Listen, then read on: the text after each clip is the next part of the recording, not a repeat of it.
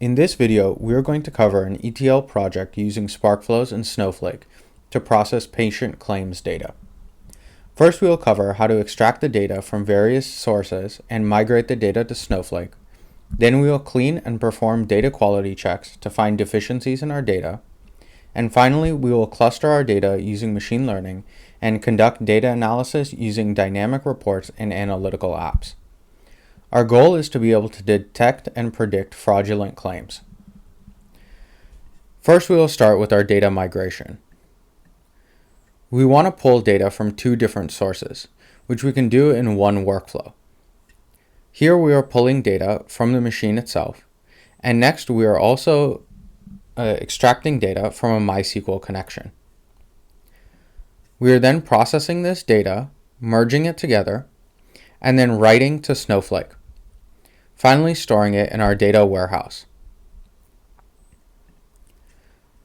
In this way, we can migrate data from a variety of sources all into one single place, making it easier to work with and easier to use in the future. You can see on the left all the different sources which we can read from. Next, we want to check that our data is what we expect using data quality checks and great expectations. Here, within a workflow, we can set up a complex set of rules that will check our data in all of the most critical ways, checking whether they contain null values, checking the lengths of the columns, and performing complicated tests such as expecting the columns to match a regular expression. We can also view our data quality checks up in the Data Quality tab here. In this tab, under the Grade Expectations section, we can find all of the checks which we set up within our workflows, and we can see their status, all in one view.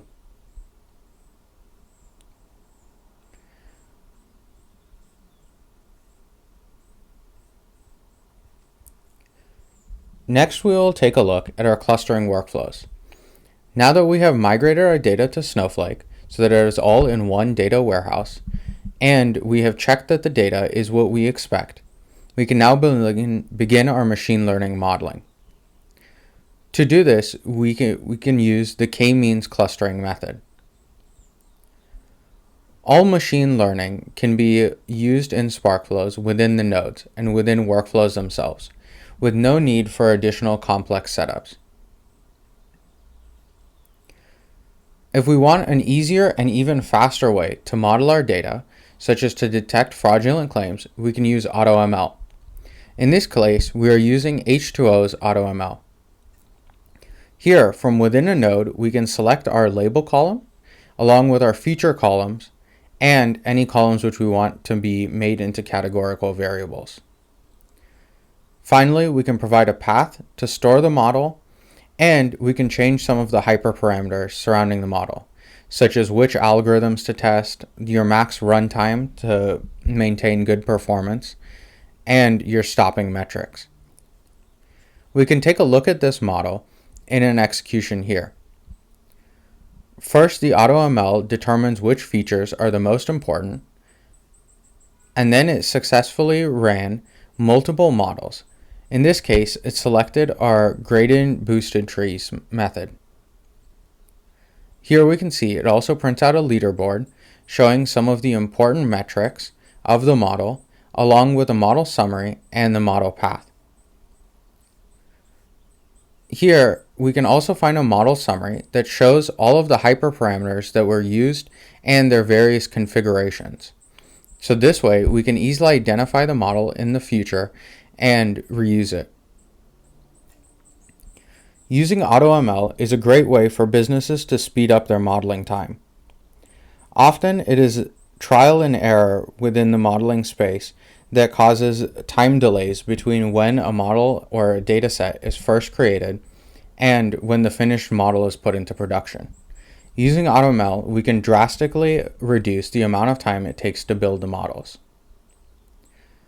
After we have run all of our data analysis and all of our modeling, we want to visualize our data.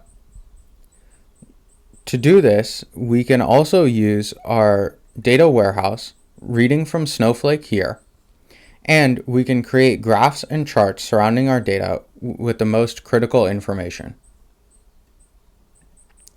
We can also wrap up these graphs in a report.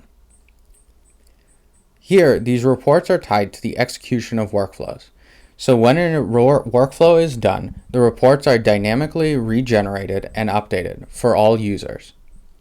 This is a great way for more experienced data analysts or data scientists to present their information all within Sparkflows to more business-minded users or less technical users.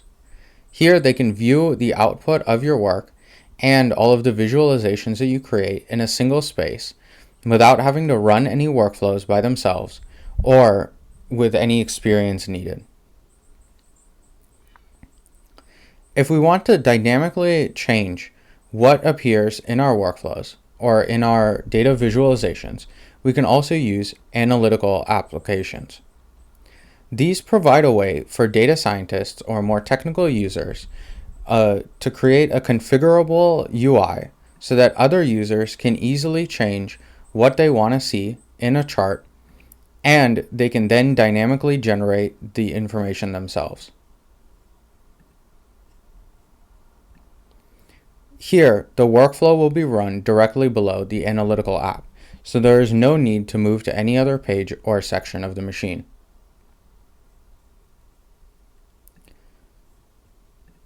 This was an example of an ETL project built on Sparkflows using Snowflake as our data warehouse.